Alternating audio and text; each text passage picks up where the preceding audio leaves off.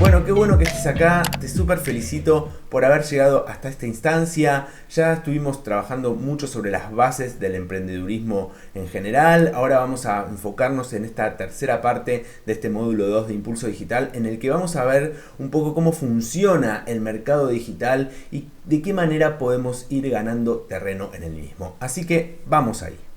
Como te comentaba, vamos a empezar a introducirnos dentro de la comprensión del mercado digital y a empezar a obtener herramientas para ganar terreno en el mundo digital, cultural y artístico. Así que vamos ahí. Para eso vamos a empezar a entender la exponencialidad en la que estamos atravesando, la que estamos viviendo, analizando la cantidad de años que tardaron los diferentes servicios para llegar a 50 millones de usuarios y usuarias. Por ejemplo, las aerolíneas tardaron 68 años en poder llegar a 50 millones de usuarios y usuarias.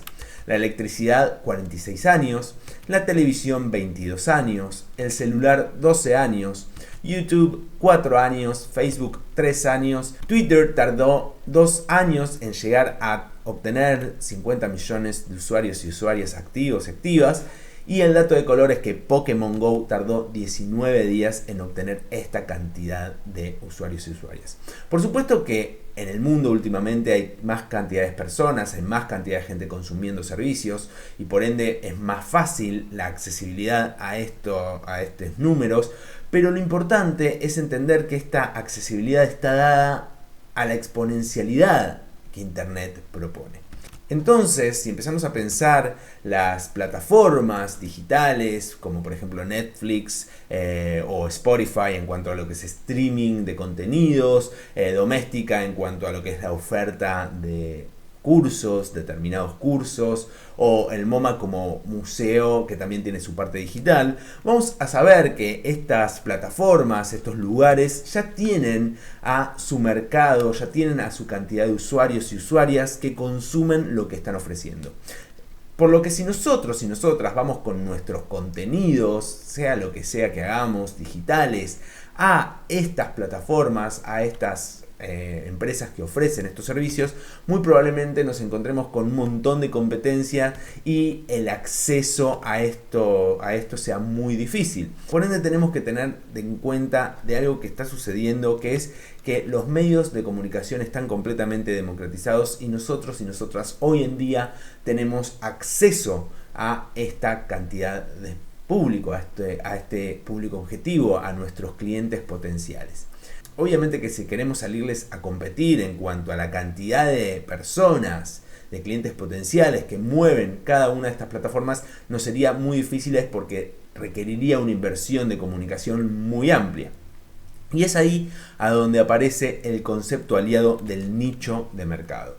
¿Qué es el nicho de mercado? Bueno, básicamente es una porción determinada con características muy puntuales dentro de un segmento específico del mercado. Recordemos que cuando hablamos de mercado estamos hablando de la industria, de todos los agentes que atraviesan a la industria en la que nos dediquemos. Pueden ser tanto la audiencia, el público en sí, como las casas productoras, las mismas señales on demand, las galerías de arte, los museos, en fin, todo lo que atraviesa nuestra industria va a ser el mercado. Y el nicho va a ser una porción específica de ese mercado en sí. Entonces tenemos el mercado acá y va a aparecer el nicho. ¿Qué tiene de bueno empezar a pensar en nicho? Bueno, es que primero y principal, las grandes empresas quedan afuera de la oferta específica de este nicho. Obviamente que Netflix puede exhibir una película de terror, pero no se va a dedicar solamente al terror en sí. Entonces, nosotras, con nuestra oferta de valor, podemos ser muy específicos y apuntar únicamente a ese nicho donde las grandes empresas van a quedar afuera porque necesitan más caudal de gente para sostener el ecosistema que manejan. También es muy fácil elegir qué comunicar y cómo comunicarlo, porque por lo general cuando hay un nicho de mercado es muy claro lo que ese cliente potencial, esa cliente potencial necesita, esa transformación que está esperando. Por lo que nosotros y nosotras podemos ser muy claros a la hora de comunicar esto. Otro asunto es que son un excelente primer paso para testear nuestra propuesta de valor. Recordemos que cuando estamos saliendo al mercado, estamos con algo nuevo, estamos en un escenario de absoluta incertidumbre y un nicho de mercado nos permite probar cuán bueno o cuán mala puede llegar a ser las repercusiones que tengamos a partir de nuestra propuesta de valor.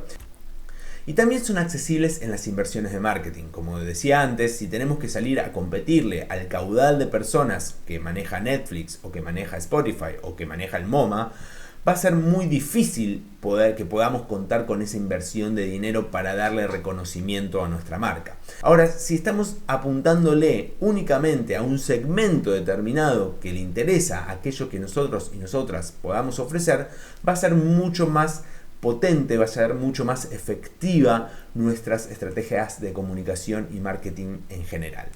Y así como podemos potenciar todas las cosas buenas que tienen los nichos de mercado, también tenemos que entender que hay algunas cosas que pueden jugar en contra, como por ejemplo pueden resultar una moda, puede ser algo que esté en auge en un momento determinado pero que fácilmente desaparezca. Puede no existir mucha demanda, por ahí si estamos pensando en el género terror, decimos bueno, si el nicho es muy grande.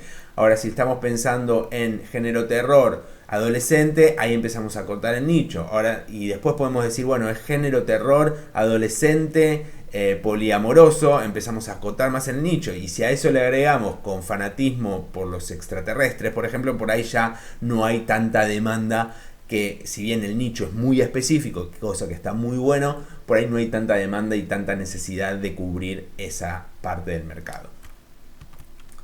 Otra cosa importante que suele pasar y que acá yo siempre digo que si hay una regla es justamente ser fiel a quienes somos, aquello que nos divierte, aquello que nos entretiene, aquello que nos atraviesa, y es que hay un montón de nichos que empiezan a aparecer y que son una oportunidad, pero que tal vez no nos interesen tanto. Entonces, esto también puede llegar a ser una contra. Desde como yo lo veo, tenemos que empezar siempre por aquellas cosas que nos motivan, que nos entusiasman, que nos atraviesan como personas, y a partir de ahí descubrir a qué nicho corresponde y no empezar al revés, no decir, acá hay una oportunidad, entonces me aboco a ese nicho porque tal vez no me interesa en lo personal, no está dentro de mi misión general lo que es atender ese nicho, entonces sería como un despropósito. Y por otro lado puede llegar a ser que no sea escalable, que no sea algo que crezca, que no sea algo que tenga una proyección hacia futuro. Entonces, repasando, tenemos a las grandes plataformas, a los grandes museos, a las grandes propuestas de valor ya que cotizan en bolsa inclusive, o sea que son un gigante en función a donde estamos nosotros y nosotras, que ya atienden a su público específico, que ya atienden a un mercado en general, y vamos nosotros y nosotras con nuestros contenidos culturales, digitales, a intentar ingresar a estos lugares donde ya sabemos que hay mucha competencia y que por ahí no es el sistema más efectivo. Además, hay otro punto, que es que si por ejemplo llegamos a conseguir ese contrato con Netflix, llegamos a conseguir el interés de Doméstica para realizar nuestros cursos y demás, muy probablemente vamos a tener que negociar los términos y las condiciones para ese encuadre, para poder pertenecer a ese lugar. Y vamos a perder absolutamente el control de nuestro activo, vamos a perder el control de nuestro producto, de nuestro servicio, porque vamos a estar a disposición de lo que nuestro cliente o clienta necesite para su negocio. Entonces, como ya vimos hasta el momento, vamos a empezar a pensarnos a nosotros y a nosotras como un negocio. Vamos a entender que nuestros contenidos culturales, digitales, son activos y que esos activos tampoco vamos a poder ir a dárselos a exactamente la misma cantidad de personas a las que atienden Netflix, Doméstica, el MoMA o cualquier sello discográfico grande, en fin, ¿no? Sabemos que para eso vamos a tener que generar contenidos específicos para un nicho de mercado, que también va a haber competencia. Y como decíamos, está bueno que así sea, porque eso quiere decir que hay una verificación de una demanda. Y a través de esto vamos a construir un activo potente que vamos a empezar a tratar de monetizar. ¿Y cómo vamos a poder monetizar nuestros activos, nuestros contenidos? Bueno, como decíamos, a través de suscripciones, a través de donaciones. Tal vez hacemos un programa gratuito de formación y a la gorra, ¿no? Decimos, bueno, que la gente aporte lo que pueda aportar. Podemos llegar a conseguir auspiciantes. ya sea para nuestros contenidos de talleres, cursos y demás, como para nuestros productos o bien nuestro arte, nuestras experiencias. Todo que haya un nicho de mercado va a tener a un auspiciante algo que consume y que puede llegarle a interesar nuestra propuesta de valor. Y también podemos empezar a tener productos y servicios alternativos a esto que estamos haciendo, ¿no? Estos productos y servicios alternativos también van a atender un segmento específico dentro del nicho general y pueden ir saliendo diferentes productos y diferentes servicios a partir de un mismo contenido que va a ir atendiendo a diferentes nichos de mercado. Entonces, una vez que nosotros y nosotras podamos construir nuestra audiencia, ya tengamos un acceso a personas determinadas que les interesa realmente lo que estamos ofreciendo, ahí tal vez, quizás, podemos ir a atender las reglas del juego de las grandes plataformas, de los grandes monstruos, como se dice, que ya tienen su negocio armado, y tal vez llevarles una propuesta de negocios que se ajuste a sus necesidades sin que nosotros y nosotras tengamos que abandonar nuestro propio modelo de negocios. Para atender los nichos de mercado hay ciertas preguntas que nos podemos hacer para comenzar a trabajar y pulir nuestra oferta en general. La primera es si hay suficiente demanda. Como decíamos, necesitamos que existan clientes potenciales para poder ofrecer nuestros productos y nuestros servicios.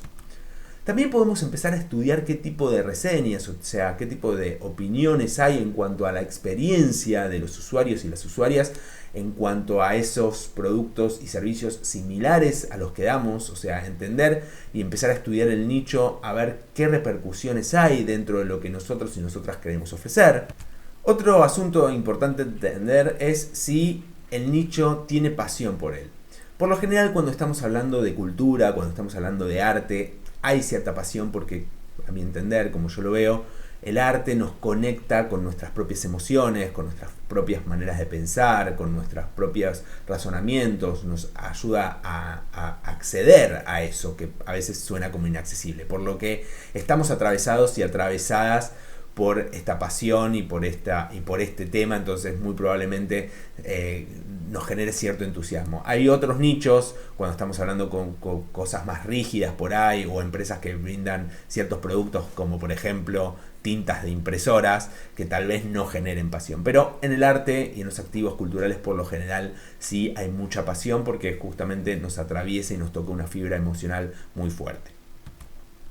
También pensar si es un nicho que está creciendo o es un nicho estancado o es un nicho que está decreciendo. Tal vez, como decíamos antes, puede resultar una moda, entonces es algo que aparece, que está y que de a poco se empieza a ir y que deja de haber demanda acerca de eso.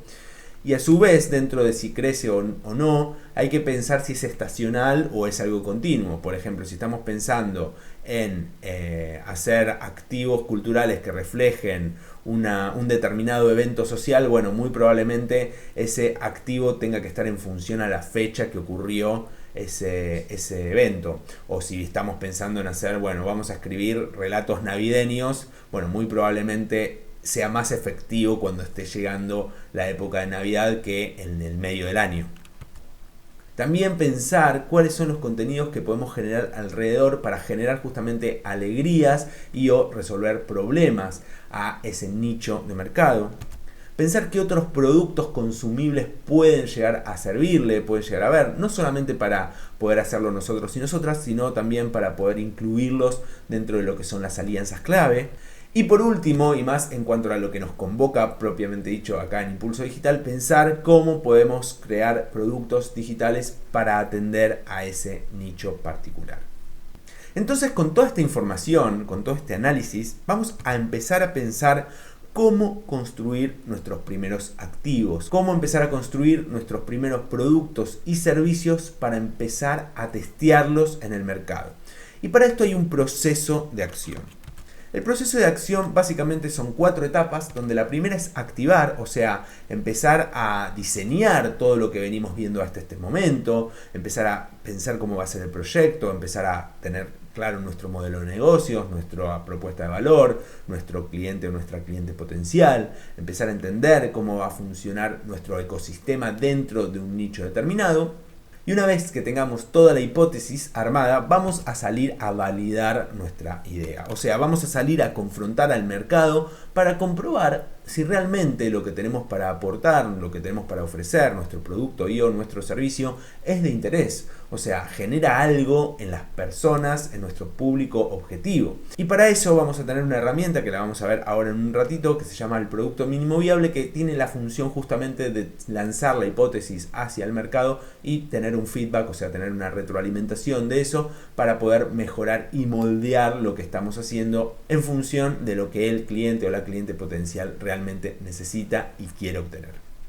Una vez que está validada esta idea, una vez que ya tenemos a nuestros clientes, nuestras clientes, una vez que ya está el proceso, la maquinaria funcionando, generando los beneficios que buscamos a través de esa entrega de valor, vamos a empezar a escalar, vamos a hacer que nuestro proyecto crezca. Por eso es tan importante cuando veíamos en la propuesta de valor si era una propuesta que podía escalarse, que podía llevarse a otro nivel, que podía crecer dentro de lo que estábamos ofreciendo. Entonces vamos a implementar un sistema de crecimiento integral a través de nuestras estrategias de marketing, a través de nuestra comunicación integral, que es lo que vas a ver en el siguiente módulo, a través de todos los elementos que podamos tener y los recursos que podamos invertir para justamente hacer crecer a nuestro proyecto, a nuestro activo. Y una vez que estemos y tengamos nuestro plan de crecimiento y lo pongamos en funcionamiento y veamos que empezamos a obtener más beneficios haciendo mejor las cosas, vamos a liderar. Y liderar no significa ser los únicos y las únicas dentro de ese nicho de mercado que ofrecen esa propuesta de valor, sino de atender los puntos esenciales para poder mantener todo el sistema de productividad activo y que mejore a lo largo del tiempo. Entonces, ¿cómo vamos a empezar todo este proceso de acción? ¿Cómo vamos a empezar a validar nuestra idea? Como les decía, con el producto mínimo viable. El producto mínimo viable es básicamente aquel producto o servicio más pequeño en recursos invertidos que podemos lanzar al mercado. O sea, aquel activo que vayamos a ofrecer, tratar de hacer la versión más minimalista para poder justamente comprobar la hipótesis, construir en función a lo que nosotros y nosotras creemos que va a funcionar, poder tener el feedback, o sea, poder tener la retroalimentación de las personas, y comprobar si nuestra hipótesis fue así o no. O sea, tiene la función de formular una hipótesis y de aprender de los resultados. No es el producto mínimo viable lo que va a ser el producto final, sino una parte más pequeña que satisface aquella necesidad, ya sea de resolver un problema o de generar una alegría, que puede tener nuestro cliente o nuestra cliente potencial. Entonces es algo completamente moldeable en cuanto a la relación del modelo de negocios que fuimos armando. Quizás tenemos la idea de hacer un taller de actuación de voces para dibujitos animados, por ejemplo. Entonces, antes de armar todo el taller, antes de armar los módulos, antes de armar cada una de las clases y estudiar qué es mejor, de qué forma y demás, podemos hacer un encuentro gratuito de 1 hora, dando diferentes ejercicios, testeando si hay gente que se anota, si hay gente que no se anota, si la gente que se anota cuando hizo los ejercicios le fueron sentidos o realmente no sintieron que pudieron sacar provecho de eso. Entonces es construir una pequeña porción de lo que puede llegar a ser ese taller de voces para dibujitos animados, en el que el público en general, el cliente potencial, puede hacer la experiencia y darnos información esencial para mejorar nuestra dinámica, para mejorar nuestros apuntes, para mejorar nuestras clases, para mejorar nuestros ejercicios, en fin, todo lo que podamos mejorar a partir de estas pequeñas experiencias que le podemos ofrecer al cliente o la cliente potencial. Recordemos que estamos en un momento de incertidumbre absoluta y muchas veces nos dejamos llevar por nuestro entusiasmo, por nuestras emociones. Nadie empieza un proyecto pensando que va a fracasar, que le va a ir mal, sino tenemos esa ilusión que está buenísima, está bueno ser positivos y positivas y confiar en lo que estamos haciendo, pero no siempre estamos analizando la parte negativa, no siempre estamos viendo que lo malo puede pasar. Entonces estamos en un escenario de incertidumbre absoluta y justamente lo que tiene el producto mínimo viable es achicar el riesgo, es poder comprobar que lo que nosotros y nosotras tenemos en mente va a funcionar o puede llegar a funcionar. Y por eso es importante entender que lo que no se puede medir no se va a poder mejorar. Y el producto mínimo viable tiene justamente la función de salir al mercado y medir los resultados para obtener un aprendizaje y poder potenciar y hacer más efectiva nuestra propuesta de valor. Algo sumamente importante cuando estamos haciendo este producto mínimo viable es optimizar los recursos, optimizar el tiempo, optimizar el dinero, optimizar la energía. Y para eso vamos a tener que producir lo que podamos producir. Pensar cuál va a ser el contenido final que estamos diseñando. Por ahí estamos diseñando todo un espectáculo artístico, por ahí estamos diseñando todo un programa de formación entero, por ahí estamos diseñando una película. Entonces es importante saber cuál es el objetivo final de ese contenido mínimo que vamos a hacer, de ese producto mínimo viable. Está bueno saber hacia dónde estamos yendo. Entender cuál es el objetivo final de ese contenido para justamente poder atender nuestra estrategia con el producto más chico posible, salir al mercado, confrontar a nuestros clientes y nuestras clientes potenciales, obtener información acerca de eso y mejorar e ir moldeando lo que podamos entregar. Como decía, son herramientas, no son fórmulas. Si existiesen fórmulas para el éxito, esto sería muy fácil, pero bueno. Y un ejemplo de producto mínimo viable que a mí me gusta mucho dar es el de Damien Chazelle con su película Whiplash.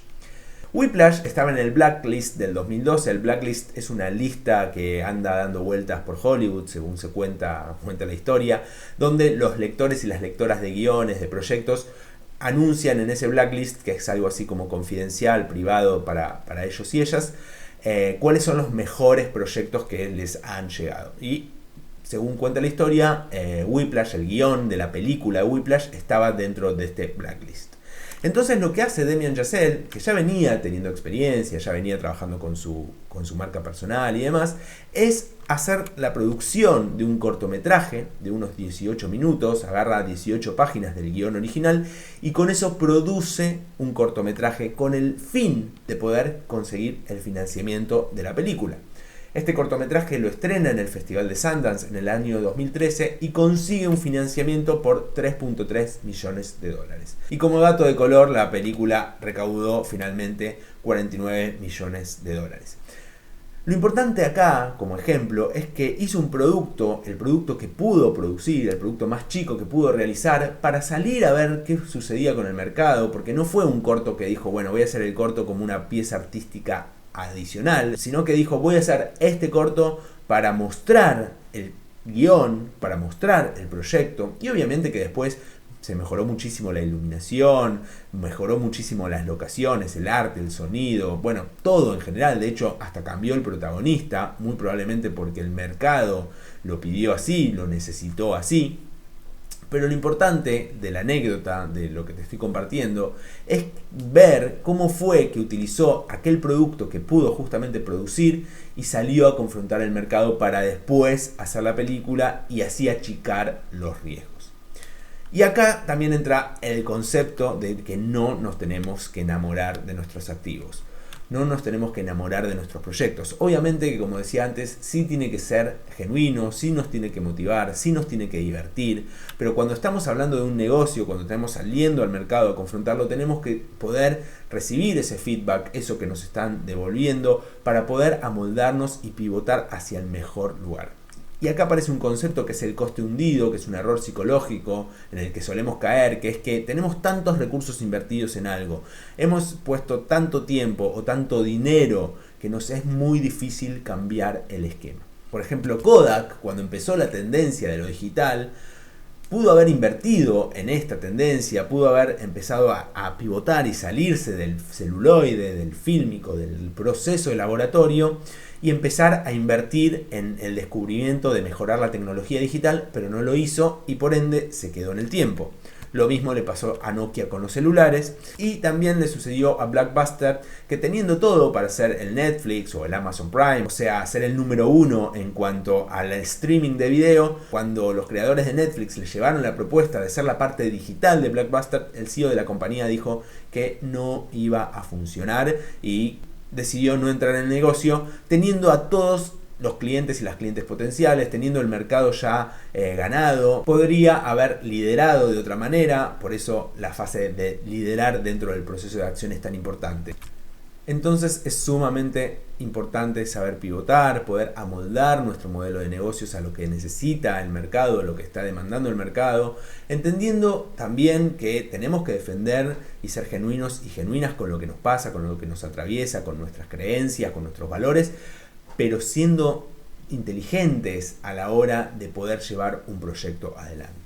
Y la importancia de saber pivotar es porque estamos también en un momento donde el crecimiento es exponencial, ya lo vimos en los números con la cantidad de años que llevó a los diferentes servicios a obtener 50 millones de usuarios y usuarias. Y según Ray Kurzweil, que es uno de los creadores de Singularity University, en el siglo XXI se vivirán un equivalente a los últimos 20.000 años vividos hasta ahora. Entonces, las cosas van a ir cambiando muy rápido. Hay que saber adaptarse, sí, siguiendo quienes somos, siendo genuinos y genuinas con nosotros, pero la adaptabilidad es algo sumamente importante. Veámoslo, por ejemplo, en Twitter, que se llamaba Odeo, y era una plataforma para suscribirse a podcast. Después apareció iTunes con una propuesta de valor muy fuerte y Twitter, sabiendo que no le podía hacer frente, pivotó a lo que es el microblogging. Después está el caso de American Express, que era una empresa de logística y cuando empezó a sentir la necesidad financiera de los viajeros alrededor del mundo, empezó con una nueva propuesta de valor. Y después está el caso de Instagram, que se llamaba Burn, y era una aplicación donde vos a través de una foto avisabas que habías estado en determinado lugar. Se dieron cuenta que había otro potencial detrás de eso, que la gente, los usuarios y las usuarias lo estaban empezando a utilizar para otra cosa, y aprovecharon para pivotar a hacer una red social a través de cómo las personas ven el mundo. Así que sumamente importante poder tener nuestra propuesta de valor, entregársela al cliente o la cliente potencial, porque si entregamos una muy buena propuesta de valor a alguien que no necesita esa alegría o resolver ese problema, por más buena que sea esa propuesta de valor, no va a funcionar. Entonces, poder tener la propuesta de valor, lanzarla al mercado correcto y una vez que está lanzado al mercado correcto, recibir el feedback, aprender de eso y pivotar hacia donde nuestra genuinidad nos permita y saber adaptarnos al mercado. Bueno, muchísimas gracias por haber concluido con el módulo 2. Creo que te vas con herramientas muy potentes para poder crear tus activos, para poder medir qué pasa con los contenidos digitales que estás realizando, qué pasa con tus propuestas de valor, cómo identificar a tu cliente ideal, a tu cliente potencial. La semana que viene te va a estar esperando Dana Chiaren para que empieces a trabajar con la comunicación integral y que te diferencies dentro de tanto ruido digital. Te esperamos ahí, seguí con el programa que vas muy bien.